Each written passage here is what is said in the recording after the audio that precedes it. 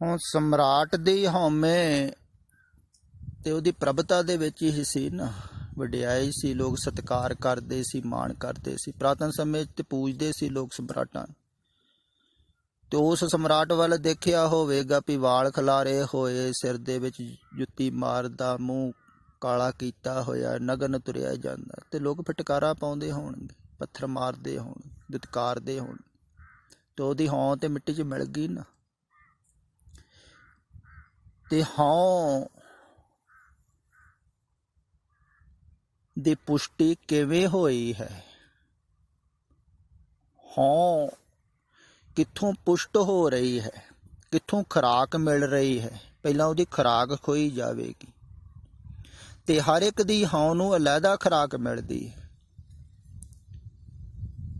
ਕਈ ਸਿਰਫ ਹੌਂ ਨੂੰ ਵਧਾਉਂਦੇ ਹਨ ਆਪਣੀ ਜਾਣਕਾਰੀ ਕਰਕੇ, ਵੀ ਦੇਖੋ ਮੈਂ ਕਿੰਨਾ ਗਿਆਨਵਾਨ ਹਾਂ, ਜਾਣਕਾਰ ਹਾਂ, ਕਿੰਨਾ ਵਧੀਆ ਵਧੀਆ ਉਪਦੇਸ਼ ਦੇਣਾ, ਲੋਕਾਂ ਨੂੰ ਸਮਝਾਉਣਾ, ਕਿੰਨਾ ਪੜ੍ਹਿਆ ਲਿਖਿਆ। ਅਜੋਕੇ ਸਮੇਂ 'ਤੇ ਜਾਣਕਾਰੀ ਜ਼ਿਆਦਾ ਲੋਕ ਦਿੰਦੇ ਹਨ ਆ ਸੋਸ਼ਲ ਮੀਡੀਆ ਦੀ ਰਾਹੀਂ। ਫਿਰ ਲੋਕ ਕਮੈਂਟ ਕਰਦੇ ਹਨ ਤੇ ਬੜੇ ਖੁਸ਼ ਹੁੰਦੇ ਹਨ ਵੀ ਦੇਖੋ ਕਿੰਨੇ ਸਰੋਤੇ ਹਨ ਸਾਡੇ ਕੋਲ, ਹਜ਼ਾਰਾਂ ਹੀ ਸੁਣਨ ਵਾਲੇ। ਤਾਂ ਉਹਨਾਂ ਨੂੰ ਮਜ਼ਾ ਆਉਂਦਾ ਹੈ, ਉਹਨਾਂ ਦੇ ਹੰਕਾਰ ਦੀ ਪੂਰਤੀ ਹੋ ਰਹੀ ਹੈ। ਦੇਖੋ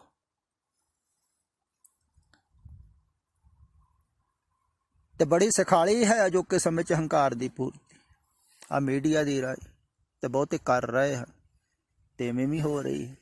ਤੇ ਹੰਕਾਰ ਕਿੱਥੋਂ ਪੂਰਤ ਹੋ ਰਿਹਾ ਹੈ, ਕਿੱਥੋਂ ਖੁਰਾਕ ਲੈ ਰਿਹਾ? ਕਈ ਜਪ ਕਰਕੇ ਵੀ ਹੰਕਾਰ ਦੀ ਪੂਰਤੀ ਕਰ ਲੈਂਦੇ ਹਨ। ਮੇਰੇ ਵਰਗਾ ਕੋਈ ਜਪ ਕਰਨ ਵਾਲਾ ਹੈ?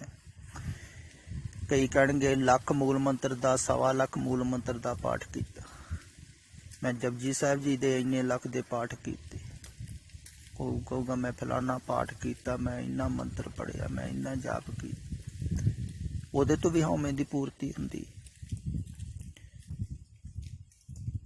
ਤੇ ਜੇ ਉਹਨੂੰ ਕਹਿ ਦਿਓ ਕੁਛ ਵੀ ਨਹੀਂ ਕੀਤਾ ਤੇ ਫਿਰ ਉਹਨੂੰ ਚੋਟ ਲੱਗੇਗੀ ਵੀ ਨਾ,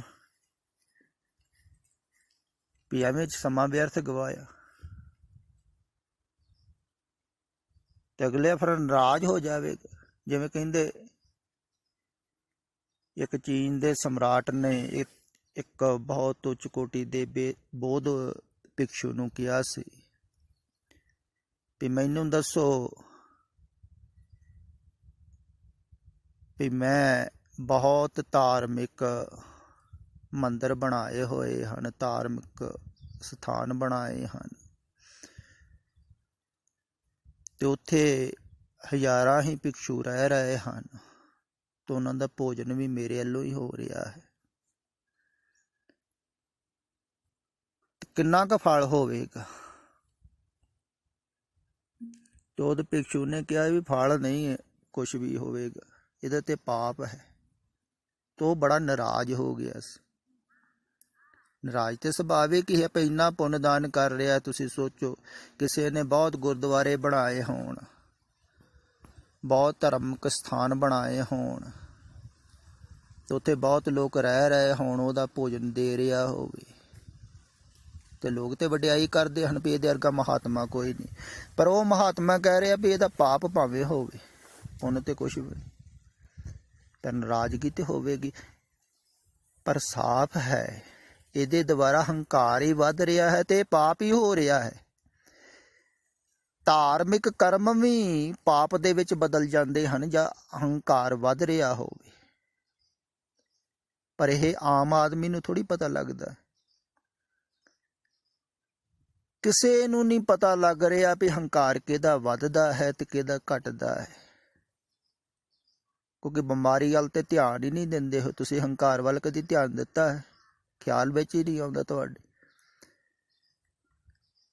ਬਹੁਤ ਸੂਖਸ਼ਮ ਹੈ। ਦੂਸਰੇ ਦੇ ਹੰਕਾਰ ਵੱਲ ਤੁਸੀਂ ਜ਼ਰੂਰ ਭਾਵੇਂ ਖਿਆਲ ਦੇ ਲਓਗੇ ਕਿ ਫਲਾਣੇ 'ਚ ਬੜਾ ਹੰਕਾਰ ਹੈ ਜੀ, ਆਕੜ ਕੇ ਤੁਰਦਾ ਹੈ, ਉਹਨੂੰ ਕੋਈ ਗੱਲ ਕਹਿ ਦੇ ਤਾਂ ਨਾਰਾਜ਼ ਹੋ ਜਾਂਦਾ ਹੈ। ਪਰ ਆਪਣਾ ਨਹੀਂ ਨਾ ਦਿਖਦਾ ਹੈ ਤੁਹਾਨੂੰ। ਦੂਸਰੇ ਦੇ ਔਗਣ ਤੇ ਤੁਸੀਂ ਝੱਟ ਗਣਾ ਦਿੰਦੇ ਹੋ। ਆਪਣੇ ਨਜ਼ਰ ਨਹੀਂ ਆਉਂਦੇ ਹਨ ਕਿਉਂਕਿ ਆਪਣੇ ਅੰਦਰ ਹਨ, ਅੰਦਰ ਤੁਸੀਂ ਜਾਂਦੇ ਨਹੀਂ। ਤੇ ਦੂਸਰੇ ਨੂੰ ਬਾਹਰੋਂ ਦੇਖ ਕੇ ਤੁਸੀਂ ਆਈਡੀਏ ਲਾਉਂਦੇ ਰਹਿੰਦੇ ਹੋ ਵੀ ਕੌਣ ਠੀਕ ਕੌਣ ਗਲਤ। ਲੋਕ ਮਹਾਤਮਾ ਨੂੰ ਵੀ ਬਾਹਰੋਂ ਦੇਖ ਦੇਖ ਕੇ ਆਈਡੀਏ ਲਾਉਣਗੇ ਵੀ ਫਲਾਣਾ ਮਹਾਤਮਾ ਪਹੁੰਚਿਆ ਹੋਇਆ ਕਿ ਨਹੀਂ ਪਹੁੰਚਿਆ। ਕਿਵੇਂ ਲਾ ਲਓਗੇ ਤੁਸੀਂ ਆਈਡੀਆ? ਤੁਹਾਡਾ ਆਈਡੀਆ ਆਪਣੇ ਬਾਰੇ ਨਹੀਂ ਲੱਗ ਰਿਹਾ ਹੈ, ਤੁਹਾਨੂੰ ਆਪਣੀ ਬਿਮਾਰੀ ਦਾ ਹੀ ਨਹੀਂ ਪਤਾ ਲੱਗ ਰਿਹਾ ਹੈ, ਹਉਮੈ ਦਾ ਪਤਾ ਹੀ ਨਹੀਂ ਲੱਗ ਰਿਹਾ ਹੈ ਤੁਹਾਨੂੰ ਹੈ ਕੀ ਵਾਸਤਵਿਕ। ਹਉਮ ਮੈਂ ਹਾਂ, ਇਹੋ ਹੀ ਕਿਹਾ ਹੈ ਨਾ, ਹਉਮੈ ਬੂਝੈ ਤਾਂ ਦਰ ਸੂਝੈ।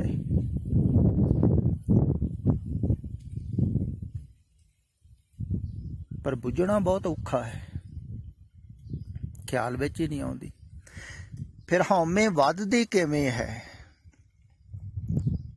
ਜਿਹੜਾ ਹਉਮੈ ਤੋਂ ਪਾਰ ਗਿਆ ਹੈ ਨਾ, ਉਹਨੂੰ ਹੀ ਪਤਾ ਹੁੰਦਾ ਹੈ, ਕਿਉਂਕਿ ਉਹਨੇ ਪਾਰ ਜਾ ਕੇ ਦੇਖਿਆ ਹੈ, ਤਾਂ ਉਹਨੂੰ ਸਾਫ਼ ਦਿਖਾਈ ਦਿੰਦਾ ਹੈ ਵੀ ਹਉਮੈ ਇਸ ਢੰਗ ਦੇ ਨਾਲ ਵੱਧਦੀ ਹੈ, ਇਉਂ ਖਤਮ ਹੋ ਸਕਦੀ ਹੈ। ਤੇ ਜਿਹੜਾ ਪਾਰ ਨਹੀਂ ਗਿਆ ਹੈ ਉਹ ਪੜ੍ਹ ਕੇ ਦੱਸਦਾ ਹੈ ਵੀ ਫਲਾਣੇ ਗ੍ਰੰਥ ਦੇ ਵਿੱਚ ਇਉਂ ਤਰੀਕਾ ਲਿਖਿਆ ਹੈ ਹਉਮੈ ਮਿਟਾਉਣ ਦਾ, ਵੀ ਗੁਰਮੰਤਰ ਦੁਆਰਾ ਹਉਮੈ ਮਿਟ ਜਾਂਦੀ। ਕੋਈ ਕਹਿ ਦਿੰਦਾ ਸੇਵਾ ਦੁਆਰਾ ਹਉਮੈ ਮਿਟ ਜਾਂਦੀ। ਕੋਈ ਕਿਸੇ ਢੰਗ ਦੇ ਨਾਲ ਹਉਮੈ ਦੱਸਦਾ ਹੈ, ਕੋਈ ਕਿਸੇ ਢੰਗ ਦੇ ਨਾਲ ਹਉਮੈ ਮਿਟ ਜਾਂਦੀ ਹੈ ਦੱਸਦਾ। ਉਹ ਪੜ੍ਹ ਕੇ ਦੱਸਦੇ ਆ। ਪਰ ਜਿਹੜਾ ਪੜ੍ਹ ਕੇ ਦੱਸ ਰਿਹਾ ਹੈ ਉਹ ਸਾਹਮਣੇ ਵਾਲੇ ਵੱਲ ਨਹੀਂ ਧਿਆਨ ਰੱਖ ਰਿਹਾ ਹੈ ਵੀ ਸਾਹਮਣੇ ਵਾਲੇ ਦੀ ਹਉਮੈ ਕਿਵੇਂ ਮਿਟੂਗੀ। ਇਹ ਸਮੱਸਿਆ ਹੈ। ਤੁਸੀਂ ਭਾਵੇਂ ਮੇਰੇ ਤੋਂ ਦੂਰ ਹੋ, ਫਿਰ ਵੀ ਮੈਂ ਹਰ ਪੱਖ ਤੋਂ ਹੀ ਦੱਸ ਰਿਹਾ ਹਾਂ ਵੀ ਹਉਮੈ ਵੱਧਦੀ ਕਿਵੇਂ ਹੈ ਤੇ ਮਿਟ ਕਿਵੇਂ ਸਕਦੀ ਹੈ, ਤਾਂ ਕਿ ਤੁਸੀਂ ਸਮਝ ਲਵੋ ਹਉਮੈ ਵੱਧਦੀ ਕਿਵੇਂ ਹੈ। ਅਗਰ ਤੁਸੀਂ ਖਿਆਲ ਰੱਖ ਸਕੋ ਵੀ ਹਉਮੈ ਵੱਧਦੀ ਕਿਵੇਂ ਹੈ, ਵੀ ਵਧਾਉਣੀ ਨਹੀਂ ਹੈ, ਜਿਵੇਂ ਕਹਿ ਲਈਏ ਵੀ ਬਿਮਾਰੀ ਦਾ ਪਤਾ ਲੱਗ ਜਾਵੇ ਵੀ ਬਿਮਾਰੀ ਵੱਧਦੀ ਇਸ ਕਾਰਨ ਹੈ। ਜਿਵੇਂ ਕਈਆਂ ਨੂੰ ਡਾਇਬਟੀਜ਼ ਹੋ ਜਾਂਦੀ ਹੈ ਨਾ, ਤੇ ਡਾਕਟਰ ਕਹਿੰਦੇ ਮਿੱਠਾ ਨਾ ਖਾਓ, ਇਹਦੇ ਨਾਲ ਵੱਧਦੇਗੀ। ਪਤਾ ਲੱਗ ਗਿਆ, ਆਦਮੀ ਮਿੱਠਾ ਘੱਟ ਕਰ ਦਿੰਦਾ ਹੈ, ਬੰਦ ਕਰ ਦਿੰਦਾ ਹੈ, ਚਲੋ ਵੱਧਦੀ ਨਹੀਂ ਹੈ, ਉੱਥੇ ਰੁਕ ਜਾਂਦੀ, ਤੇ ਉਹਨੂੰ ਫਿਰ ਹਟਾਇਆ ਵੀ ਜਾ ਸਕਦਾ। ਇਵੇਂ ਹੀ ਹਉਮੈ ਦਾ ਰੋਗ ਹੈ ਜਿਹੜਾ ਨਾ, ਇਹ ਵਧੇ ਨਾ ਜ਼ਿਆਦਾ, ਕਿਉਂਕਿ ਜਿੰਨਾ ਵਧੇਗਾ ਉਹਨਾਂ ਦੁੱਖ ਵੀ ਵਧੇਗਾ, ਪਰੇਸ਼ਾਨੀਆਂ ਵੀ ਵਧਣਗੀਆਂ। ਜਿਵੇਂ ਪਿੱਛੇ ਤੁਸੀਂ ਅਗਰ ਖਿਆਲ ਕੀਤਾ ਹੋਵੇਗਾ, ਜੋ ਕਿਹਾ ਗਿਆ ਹੈ ਵੀ ਹਉਮੈ ਪੈਦਾ ਜਿਹੜੀ ਹੋਈ ਹੈ ਨਾ, ਇਹ ਸੁਭਾਵਿਕ ਹੈ, ਇਹ ਹਰ ਇੱਕ ਦੇ ਅੰਦਰ ਪੈਦਾ ਹੁੰਦੀ ਹੈ। ਮੈਂ ਹਾਂ, ਇਹ ਖਿਆਲ ਦੁਆਰਾ ਹੀ ਉਹ ਸੰਸਾਰ ਦੇ ਵਿੱਚ ਚੱਲਦਾ ਹੈ, ਤੇ ਸੰਸਾਰ ਦਾ ਵਿਕਾਸ ਵੀ ਹੁੰਦਾ ਹੈ, ਤੇ ਹਰ ਇੱਕ ਦੇ ਅੰਦਰ ਹੀ ਪੈਦਾ ਹੁੰਦੀ ਹੈ।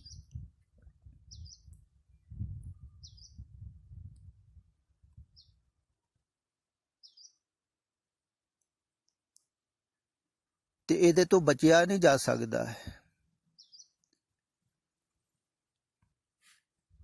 ਪਰ ਇਹਦੇ ਤੋਂ ਪਾਰ ਜਾਇਆ ਜਾ ਸਕਦਾ ਹੈ। ਪੈਦਾ ਤੇ ਹੋ ਗਈ ਹਉਮੈ, ਮੈਂ ਹਾਂ ਖਿਆਲ ਆ ਗਿਆ ਬੱਚੇ ਨੂੰ, ਬੱਚਾ ਚੱਲ ਪਿਆ ਸੰਸਾਰ ਦੇ ਵਿੱਚ, ਉਹ ਵੱਧ ਗਈ ਹਉਮੈ, ਤੇ ਧੀਰੇ ਧੀਰੇ ਉਹਨੂੰ ਫਿਰ ਖਿਆਲ ਵਿੱਚ ਆ ਜਾਵੇ ਵੀ ਇਹ ਜਿਹੜੀ ਮੇਰੀ ਪੈਦਾ ਹੋਈ ਸੀ ਨਾ ਹਉਮੈ, ਮੈਂ ਹਾਂ, ਇਹੋ ਹੀ ਵਧੀ ਹੈ, ਤੋਂ ਵਾਪਸ ਛੱਡ ਕੇ ਫਿਰ ਉੱਥੇ ਹੀ ਜਾ ਸਕਦਾ ਹੈ। ਮੈਂ ਕਈ ਵਾਰ ਇੱਕ ਉਦਾਹਰਣ ਦਿੰਦਾ ਹੁਣ, ਤੁਹਾਨੂੰ ਖਿਆਲ ਵਿੱਚ ਹੋਵੇ ਵੀ ਬੱਚਾ ਅਗਰ ਪਹਿਲੀ ਕਲਾਸ ਚੋਂ ਆਖਰੀ ਕਲਾਸ ਤੱਕ ਪਹੁੰਚ ਗਿਆ ਹੈ,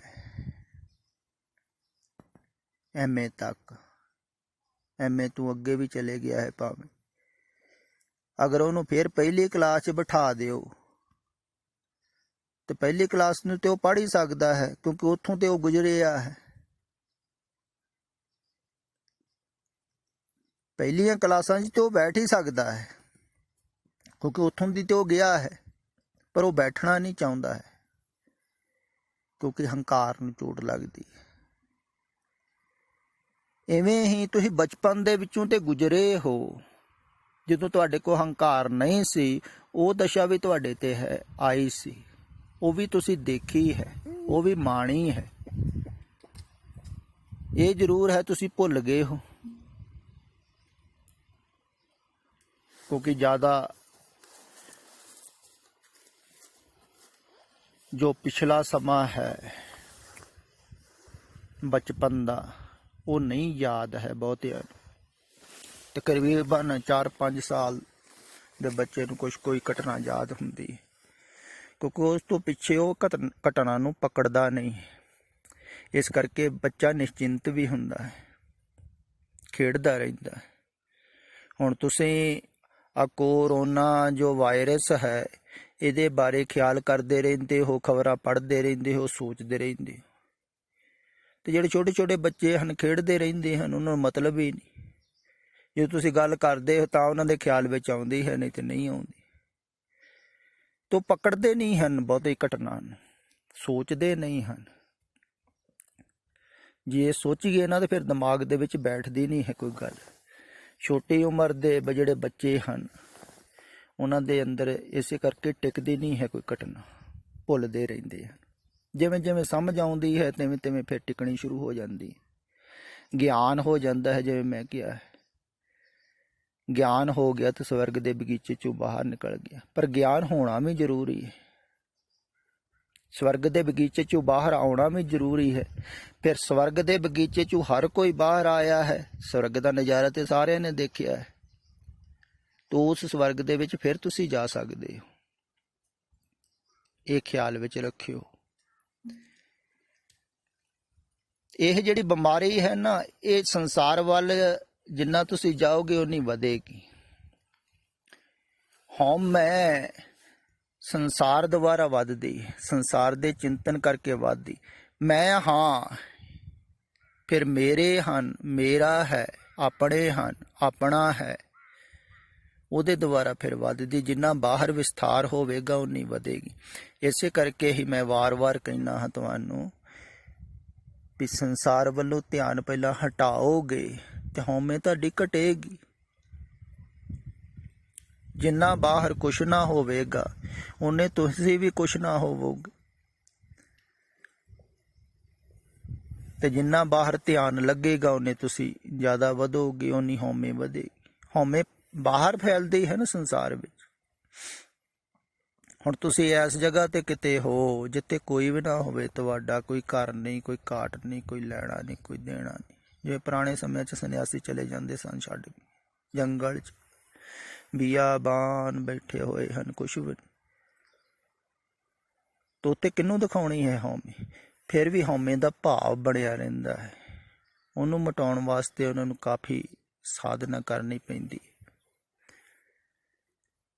ਮੈਂ ਭਾਵ ਤੇ ਬਣਿਆ ਰਹਿੰਦਾ। ਕਈ ਵਾਰ ਇਹ ਜ਼ਿਆਦਾ ਵੀ ਖੜਾ ਹੋ ਜਾਂਦਾ ਹੈ ਤਪਸਵੀ ਦੇ ਖਿਆਲ ਵਿੱਚ, ਤੇ ਬੜਾ ਕਠਿਨ ਹੈ ਆਪਣੇ ਆਪ ਹਉਮੈ ਨੂੰ ਮਿਟਾਉਣਾ।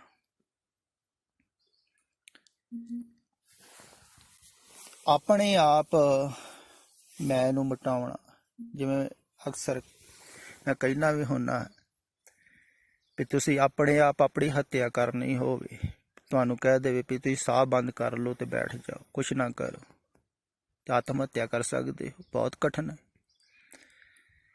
ਤੇ ਹਉਮੈ ਜਿਹੜੀ ਹੈ ਤੇ ਜ਼ਿਆਦਾ ਗਹਿਰੀ ਹੈ, ਸਰੀਰ ਨਾਲੋਂ ਵੀ ਜ਼ਿਆਦਾ ਪਕੜ ਹੈ ਇਹਦੀ, ਤੇ ਇਹਦੀ ਹੱਤਿਆ ਕਿਵੇਂ ਕਰੋਗੇ ਆਪਣੇ ਆਪ ਤੁਸੀਂ? ਆਦਮੀ ਛੱਡਦਾ ਹੀ ਨਹੀਂ ਹੈ ਇਹਨੂੰ।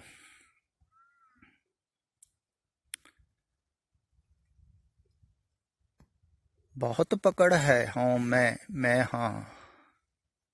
ਕੌਣ ਮਿਟਾਉਣਾ ਚਾਹੁੰਦਾ ਹੈ ਆਪਣੇ ਆਪ ਨੂੰ?